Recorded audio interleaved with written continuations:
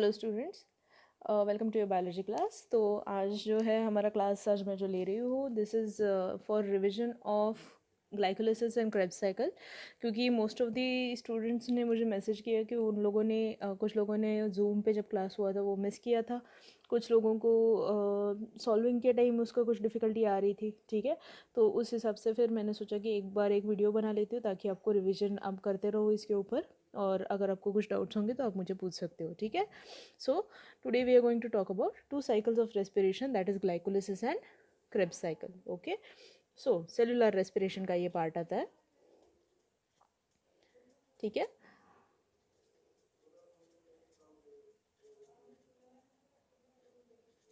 So now cellular respiration जो है जो कोई भी ऑर्गेनिज्म के अंदर होता है, तो वो हो सकता है can be plant, animal, any organism. ठीक है, तो जो एरोबिक ऑर्गेनिजम्स है स्पेसिफिकली आज हम उसके बारे में डिस्कस करने वाले हैं। सो यहाँ पे हम क्या करते हैं, ऑक्सीडेशन ऑफ फूड करते हैं and it occurs through 3 steps. First step is called as glycolysis.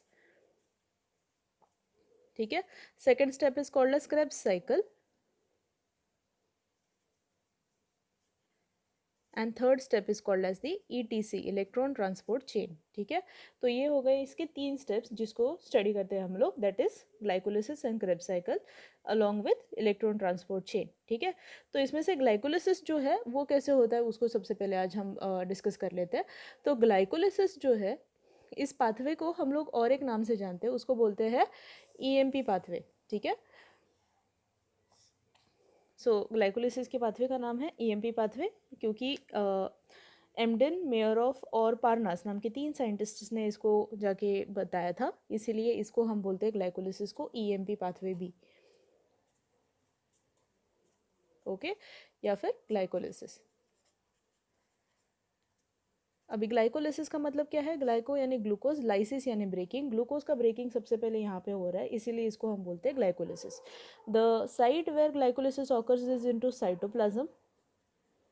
ठीक है, तो this pathway is common for all of the living organisms, वो एरोबिक रहे या फिर अनएरोबिक रहे, इनमें सब में ये पाथवे होता है। ठीक है, तो इसीलिए this is common pathway for both aerobic and anaerobic organisms. ठीक है, तो ग्लाइकोलिसिस में होता क्या है वो सबसे पहले आज हम देखते हैं। ओके, तो ग्लाइकोलिसिस पाथवे जो है उसके स्टेप्स क्या क्या है।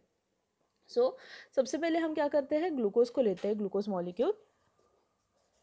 Okay, glucose molecule is taken and it is broken down into step wise manner. जैसे हमने इसको बनाया हुआ था उसको उसी तरह से हम ब्रेक करना शुरू कर देते हैं।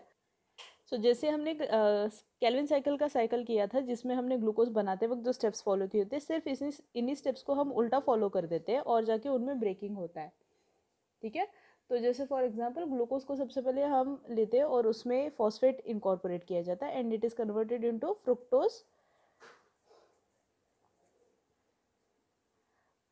फ्रुक्टोज से ग्लूकोज 6 फॉस्फेट, फिर जाके इसमें से बनता है फ्रुक्टोज 6 फॉस्फेट, फिर जाके उसमें से बनेगा फ्रुक्टोज 1,6-डाइफॉस्फेट। ठीक है, ऐसे करके हम लोग इसके स्टेप वाइज, यहाँ पे बहुत सारे स्टेप्स है बट मैं यहाँ से डायरेक्टली ये स्टेप ले रही हूँ। सो ये स्टेप वाइज मैनर में हम इसको यहाँ तक कन्वर्ट कर देते हैं। Then it is broken down into 2 components, that is PGAL यानी कि फॉस्फोग्लिसराल्डिहाइड एंड DHAP। ठीक है, एंड देन इनको हम लोग क्या कर सकते हैं, रिवर्सिबल फॉर्मेट में चेंज कर सकते हैं, जिसके थ्रू हम इसमें से फिर से जाके कंपाउंड्स लाइक 3 PGA यानी कि फॉस्फोग्लिसरिक एसिड, फिर जाके 2 PGA, और ऐसे करके हम इसमें से कन्वर्जन साइकिल्स में चले जाते हैं और कन्वर्ट करते करते एंड में इसमें से हम बना देते हैं पायरुवेट। ओके, तो एंड प्रोडक्ट है इसका पायरुवेट।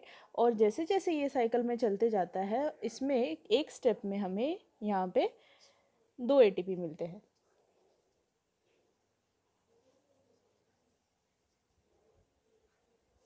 ठीक है, तो यहाँ पे हमारा गेन क्या है, 2 ATP का है। इसमें हम लोग इन्वेस्ट भी 4 ATP करते हैं रादर, और फिर जाके अल्टीमेटली हमें 2 ATP मिलते हैं।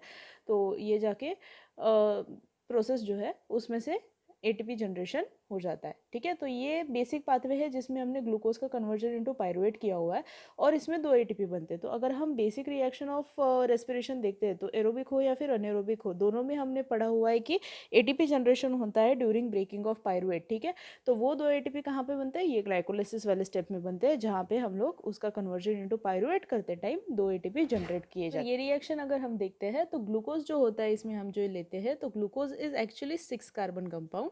ठीक है, जब ये ब्रेकिंग करना हम शुरू कर देते हैं तो पीजीएल जब कन्वर्ट होता है दैट इज 3 कार्बन प्लस इसके 3 कार्बन, यानी कि जब हम इसको 2 पीसेस में ब्रेक करते हैं तो 3 कार्बन के 2 पीसेस में कन्वर्ट कर देते हैं। देन यहाँ पे जो पीजीए बनता है वो 2 मॉलिक्यूल्स ऑफ पीजीए है। Okay, so hence 2 into 3 PGA, 2 into 2 PGA. Okay, so 3 carbon यहाँ से आया, 3 कार्बन यहाँ से आया। Okay, so it gets converted into this step wise manner और फिर एंड में हमें यहाँ पे मिलते हैं 2 pyruvate which is also a 3 carbon compound. Okay, so this is how we convert this glucose into 2 molecules of pyruvate. Okay, इसके बाद में जो रिएक्शन होता है that is called as a linker reaction. linker reaction में क्या होता है, we convert this pyruvate into another compound जिसका नाम है acetyl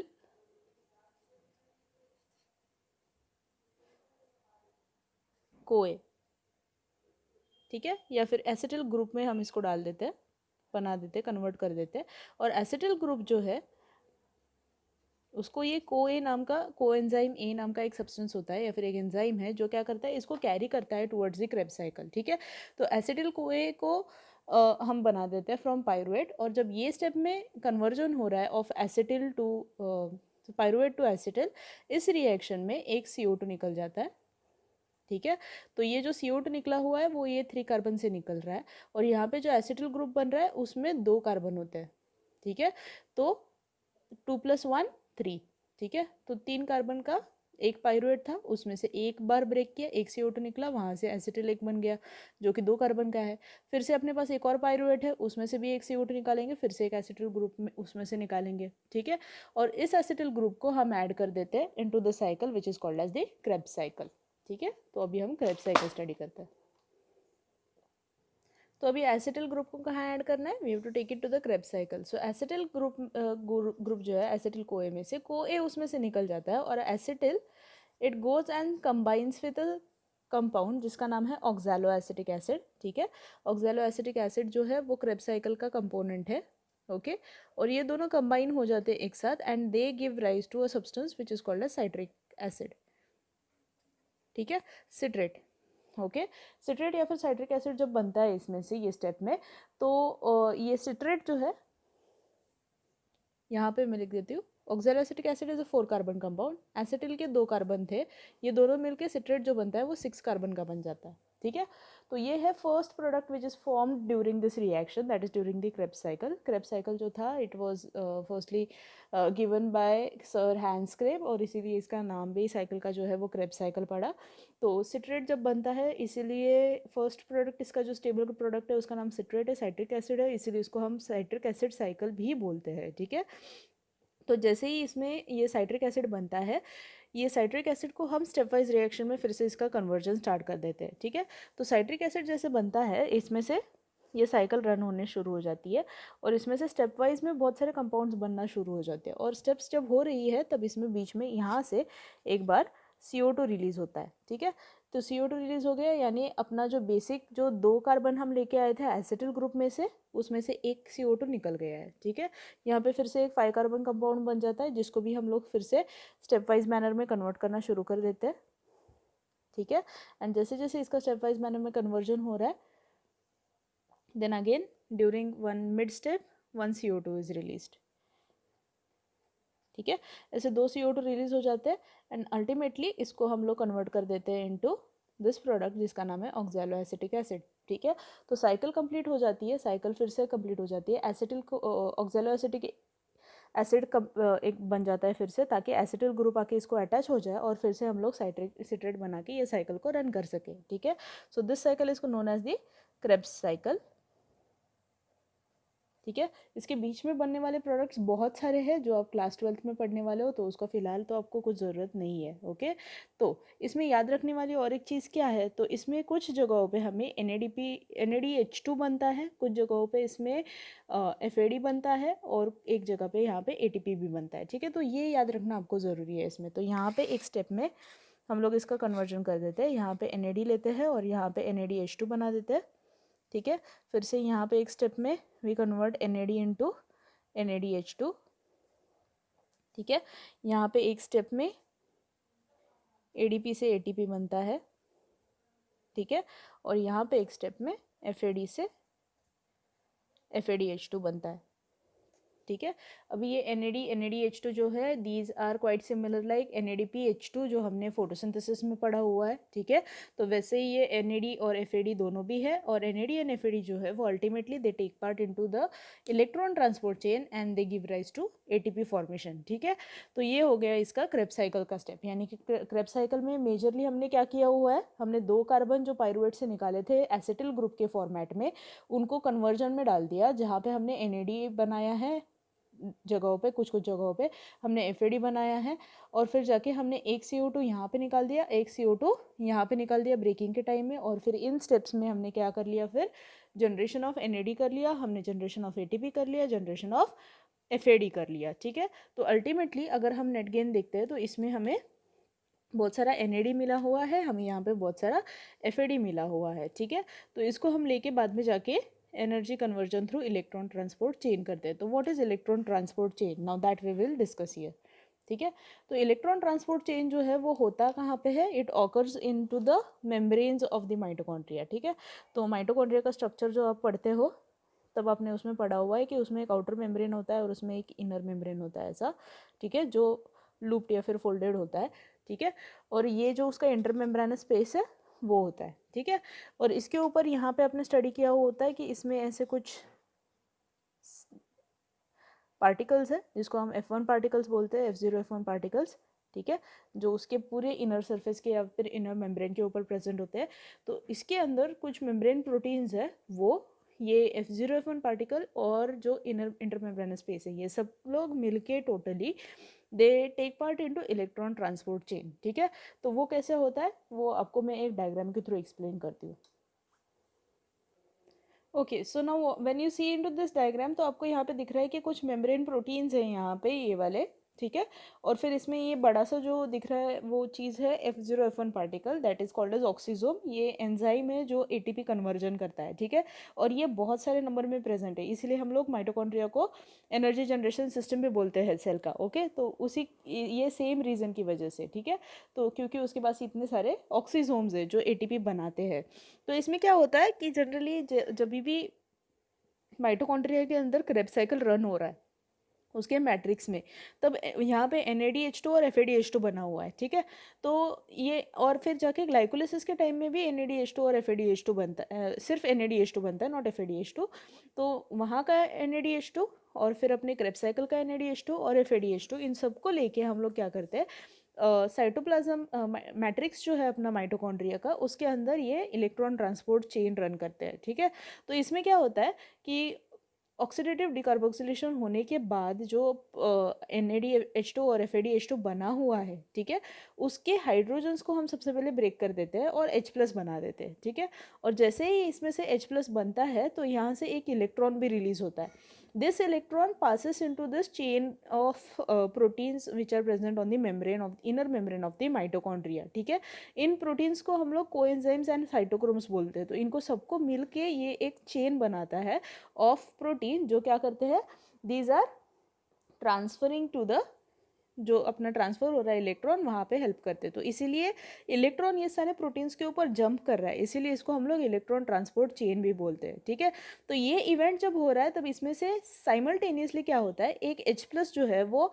अंदर मैट्रिक्स में से चला जाता है इनटू इंटरमेम्ब्रेनस स्पेस, और जैसे ही वो इंटरमेम्ब्रेनस स्पेस में पहुंच जाता है वहाँ पे इसका एक बड़ा सा क्लाउड बन जाता है of these all protons which are present into the intermembrane space. तो उसकी वजह से क्या होगा, अभी ये सारे H+ जो है एक एक करके इस ऑक्सीजोम में से फिर से प्रेशर नलीफाई करने के लिए या फिर न्यूट्रलाइज करने के लिए उस इंटरमेम्ब्रेनस स्पेस में से वो अंदर आना शुरू कर देंगे टूवर्ड्स द मैट्रिक्स। और जैसे जैसे ये मैट्रिक्स के अंदर आते जाएंगे तब क्या होगा, ये जो ऑक्सीजोम है उसका हेड घूमता है और जिसकी वजह से वहाँ पे एटीपी जनरेशन होता है। और जैसे ही एटीपी जनरेशन होता है new ATPs are form as soon as every one by one, जैसे जैसे ये सारे अपने जो एक एक H प्लस अंदर आ रहा है उस हिसाब से फिर जाके ये एटीपी बनते जाएगा। ठीक है, तो H प्लस अंदर आएगा, प्लस अपने पास O2 है जो हमने रेस्पिरेशन में लिया हुआ है, ठीक है, या फिर एक्सचेंज ऑफ गैसेस के टाइम लिया हुआ है, प्लस ये इलेक्ट्रॉन जो इलेक्ट्रॉन ट्रांसपोर्ट चेन में से बाहर निकला हुआ है वो साथ में आ गया। ठीक है, तो ये सब लोग मिलके together they make that is H plus plus electron plus half O2, ये सब लोग मिलके together they come and they make one H2O molecule. ठीक है, जिसको हम बोलते हैं वाटर ऑफ रेस्पिरेशन। ठीक है, so ultimately after breaking one NADH2 we get 3 ATP molecules, after breaking of one FADH2 we get 2 ATP molecules, and then out of all of the NADPH2 out of all NADH2, out of all FADH2 and the ATPs which are generated together,